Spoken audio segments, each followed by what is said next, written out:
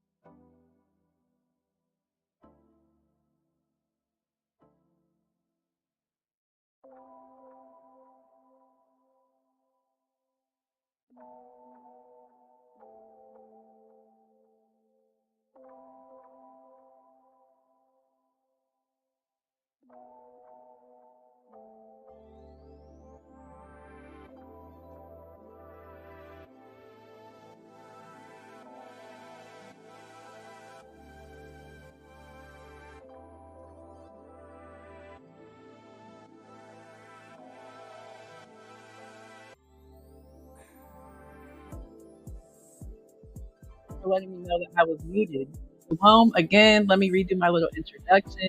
I'm happy to be here. Thank you. Let me know if you can hear me now. Shalom, sister. Okay. Like I said, I'm an uploader, y'all. I do not do lives. This is like not my forte. I have a little bit of experience back from like the magazine days, Hebrew Planet days. But I am back and feeling good. What I was saying was typically I upload videos, quick little videos, little drop and upload and do the dash. But I'm back here to, talk about a topic I feel like is super important for our community, something that plagues our community a lot, as you saw from the title, from the thumbnail. Dating is like the biggest scam of this generation, of our society. And I'm going to tell you why I feel that way. First of all, when we hear dating, at least when I heard dating growing up, whenever I heard dating, I was like, okay, that means that, you're trying to feel out the vibes, see who's out there, so you can find a husband one day, get married one day. That's what I thought the purpose of dating was. And, I was always taught, save yourself for marriage. Your virginity is very important. It's sacred. You shouldn't give your body to people. And yeah, you should just thoroughly vet people before you even are interested in dating them.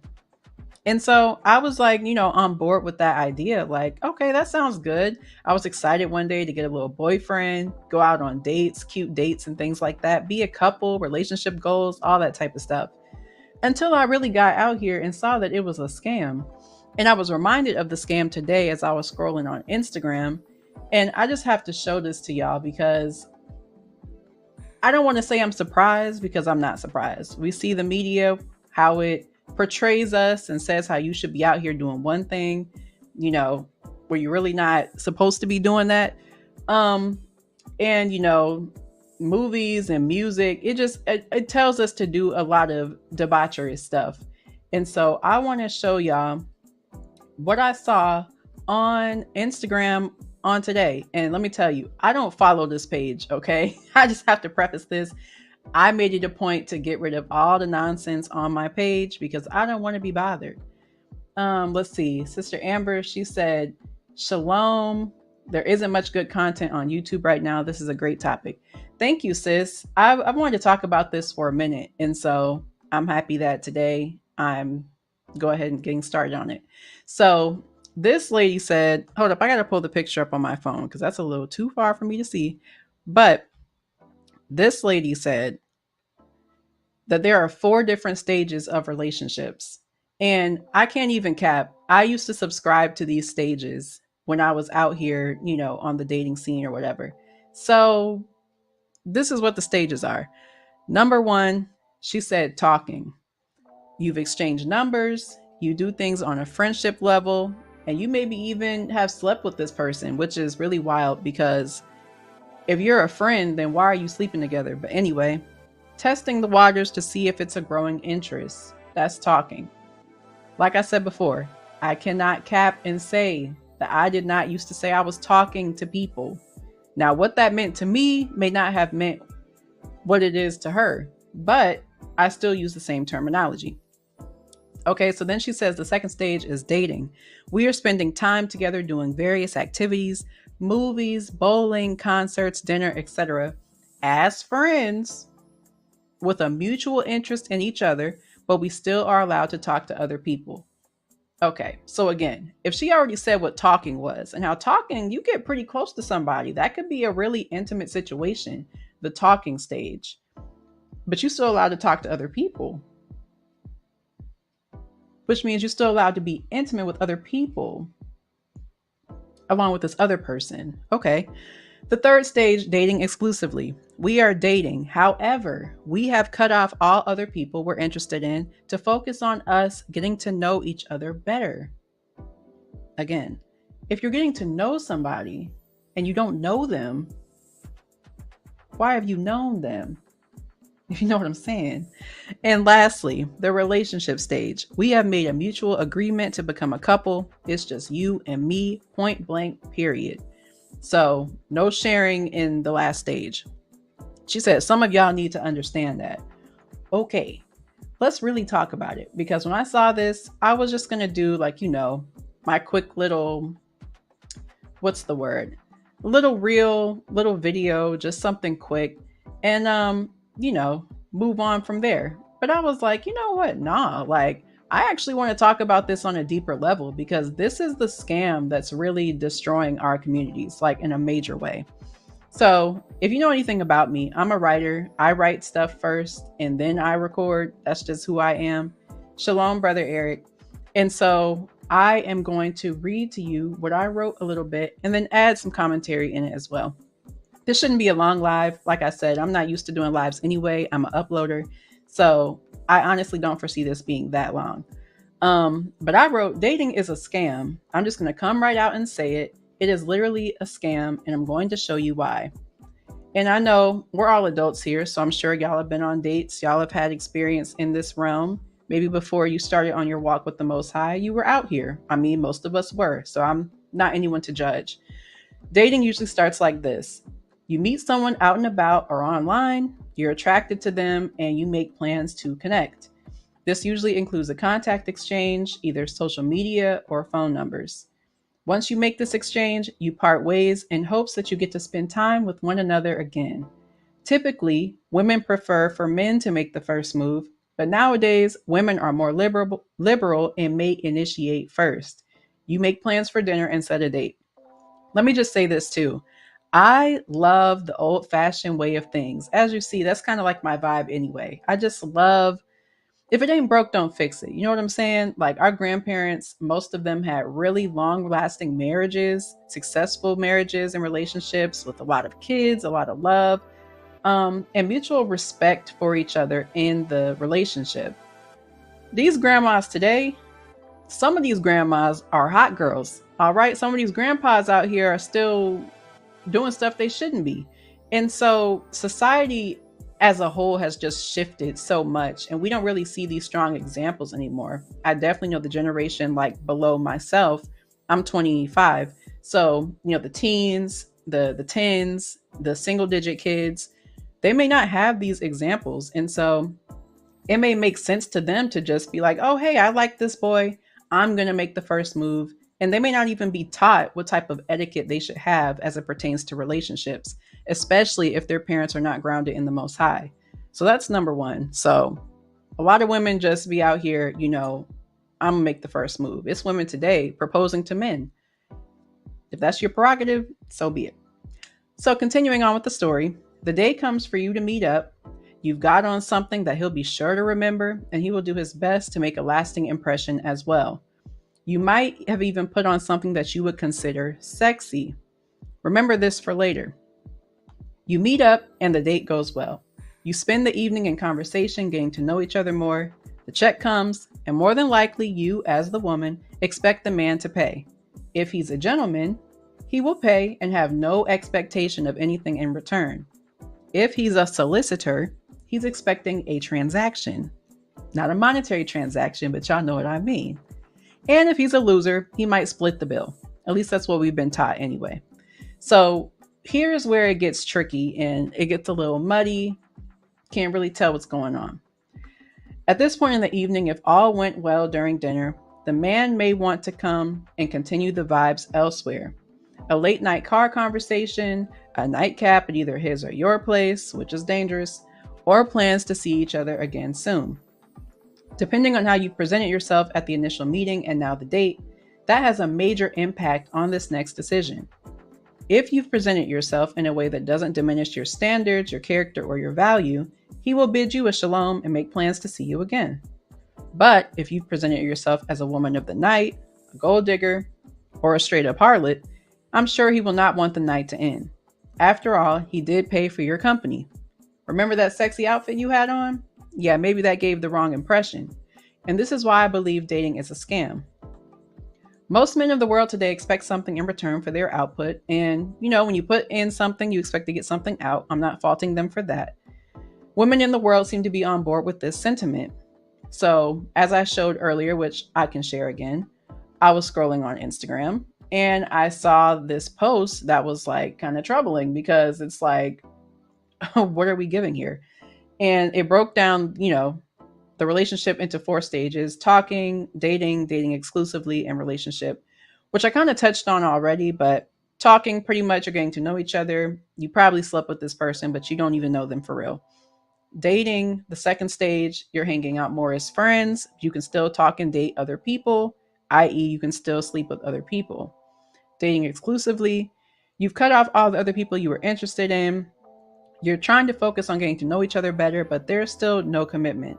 And then the relationship is the last stage where you've made a mutual agreement to become a couple. There is nobody else. You've committed to each other. And if you continue outside interactions or conversations similar to the ones you're having in this new relationship, that would be considered cheating. So now let me get into the reasons why dating is a scam.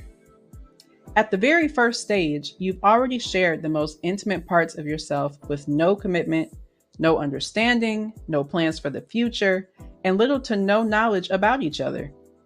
I'd like to think that we hold ourselves to a higher standard than that because when you think about it, who are the only people who easily give their bodies up in exchange for a nice meal or attention? Right. Now, unless prostitution is your career of choice, I would not recommend falling into this scam. You're very vulnerable to STDs, STIs, unwanted pregnancies, and then it leads to abortions. And it makes you highly susceptible to continuing the cycle of broken families in our community and in our nation. If you're already at this first stage giving all of yourself to literally a stranger, what are you saving for the person that you're supposed to be married to? Is marriage even a priority for you if you've already moved this far ahead and you don't really have any type of long-term goal or plan for the future?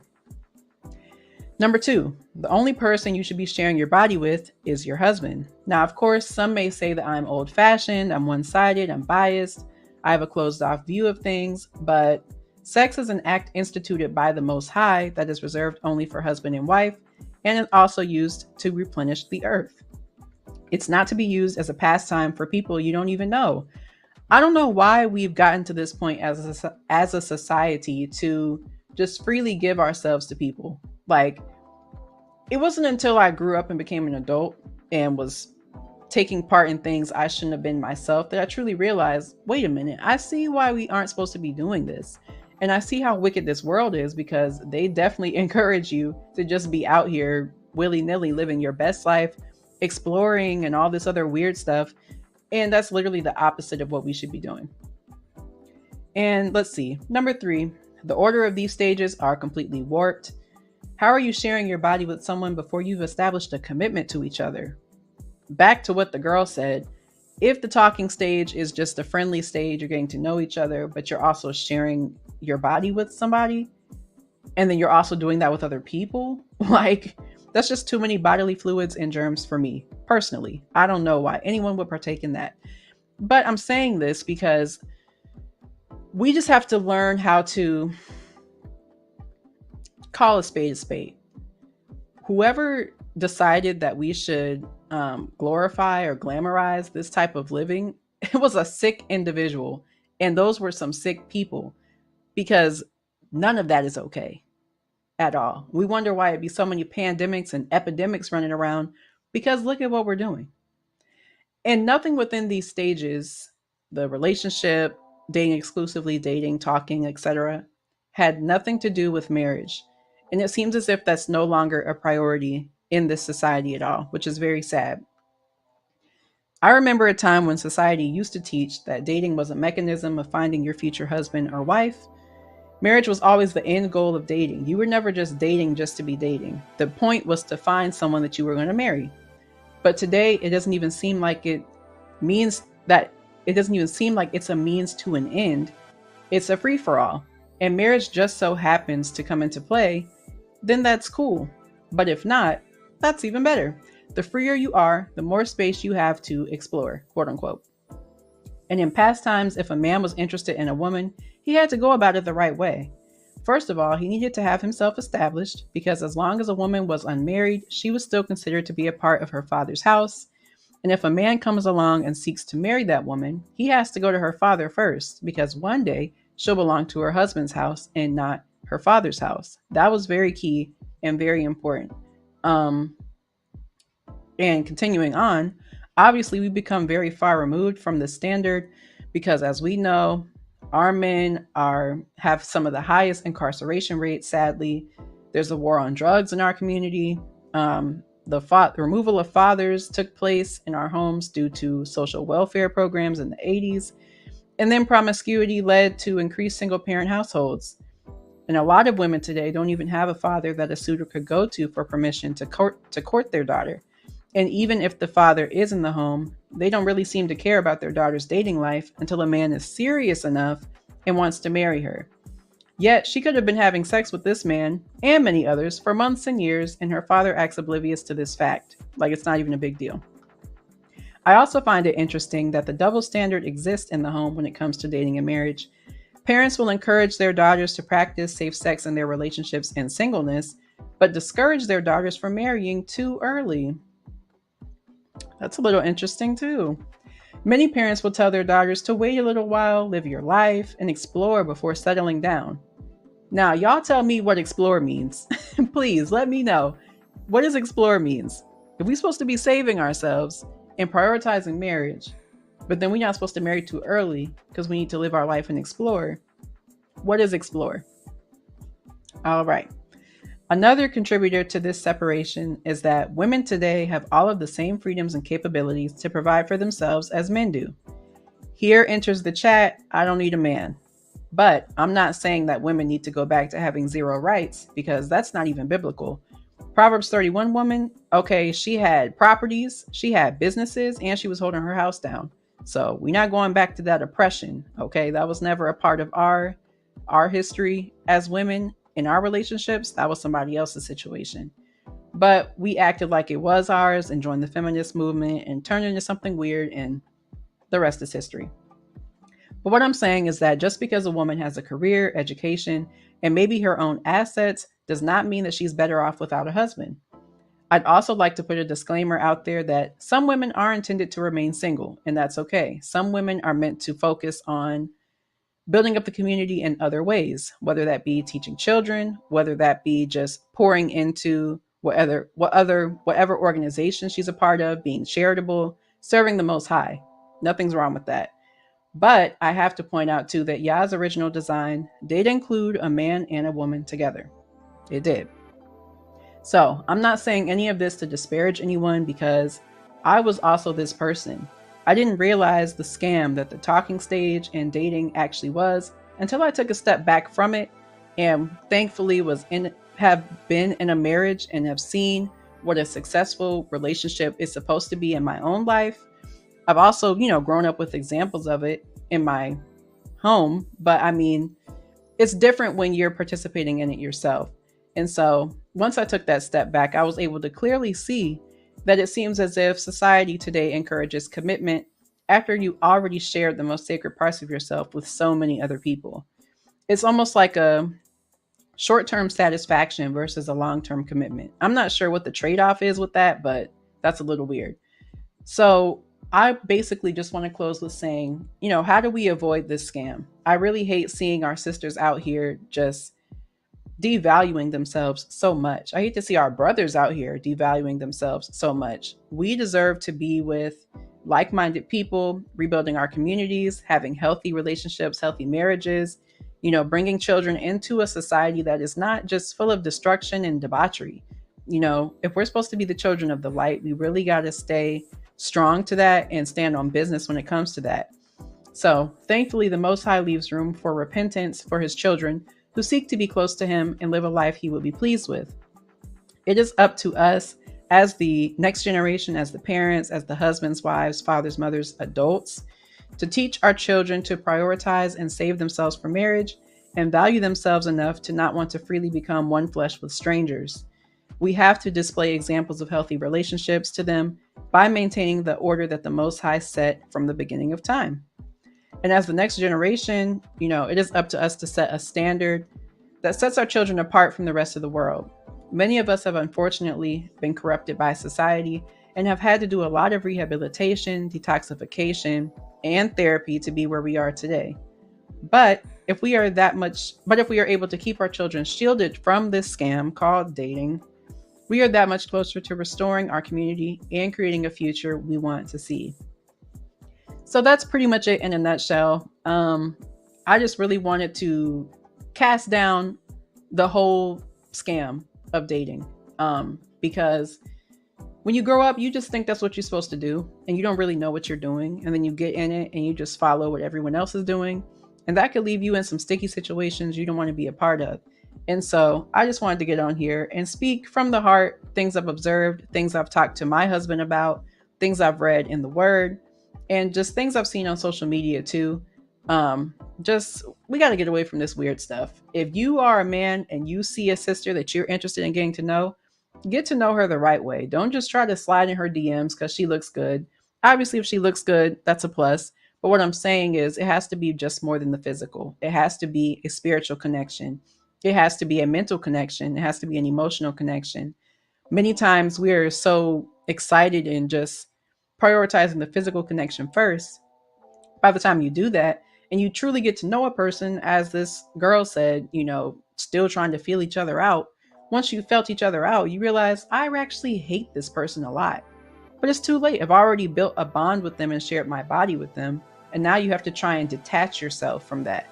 And that's just a lot of work. You could save yourself so much time and heartache and heartbreak and hurt if you just, do it the way the Most High wanted it to be done. Get to know someone, make sure they have a relationship with the Most High first, because that's essential. How are you going to rebuild a community and rebuild your nation if the person you with don't even love the Most High? That's not going to work. And I talk a little bit about that in my testimony. I've shared a few videos up here just speaking about, when I woke up to who I was in 2020, how serving the Most High allowed me to find love. And I think that could be true for many of us. When we put our focus on the right things, the Most High will make everything fall in line. He wrote your story just for you. He made it perfect for you. And he's going to bring that person for you, if that's his will. So I don't have anything else to say. Thank you for watching and listening.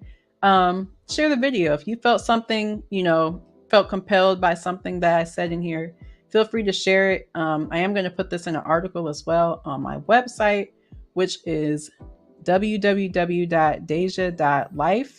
That's the link. So you can go there. I have all my articles up there that I write. Also check out the Almighty's house. Sisters are gathering together to do charity. If you a brother looking for a righteous sister, there's some good sisters in the Almighty's house. Not saying that should be the only reason why you check us out, but just saying, she doing the Most High's work. It could be a match. And speaking of the Most High's work, we do have our food pantry, the Almighty's House of Restorative Services. If you are in need of food, if you're in need of emergency assistance, we will do our best to try and accommodate that for you.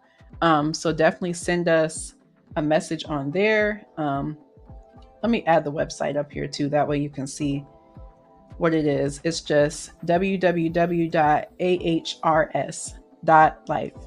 And there you can check out how we're helping the community, doing our part to be charitable, feeding the hungry, being there for the widow and the fatherless, the things the Most High told us to do. Um, and also, we have our camping trip coming up. Another thing that I'm a part of is our land initiative on UP Farms. If you are interested in pulling up to that event, please do. It'll be fun. At this point, all the tickets are sold out if you wanted to purchase a tent. But if you have your own tent or your own RV or camper, you should definitely pull up and grab you a ticket. And that is on newbreed.love. I just put that website right there as well. Yeah, I think that's it. I also have to shout out my husband, Yawitaza. If you do not subscribe to the Congregation of the Mighty, you definitely should. He has a lot of gems that he drops on there. You should definitely follow him. I can put that up there too. The Congregation of the Mighty. I have to say too, like, he is the reason why I was able to come out of a lot of scams in the society too. So definitely tap in with his channel. He drops a lot of gems. Um, yeah. Let's see. Do you have a Cash App for donations? Um, I do have a Cash App. I've actually never been asked that. So, wow. Thanks. I do have a Cash App. My Cash App is the Deja, and I'm adding that to the screen too. It's just my name and then the at the front. But I mean, if you support you, which is it's all the same. You know, you're supporting me. So either one. But thank you so much for joining me. I do plan to do more lives. Hopefully I'll be a little more organized and, you know, come off mute at the beginning. That mute definitely got me. But I do plan to get on here more. I do plan to do more lives with you, which is I as well, just speaking about relationships in general, because it is super important for our community. Literally, marriages and family is how we rebuild our community. Healthy communities is how we rebuild our nation. And we have the capability to do it. The Most High instilled us with these things already. So it's important that we just start prioritizing it. So thank you for tapping in. And I'm going to bid y'all a shalom at this very moment. Shalom.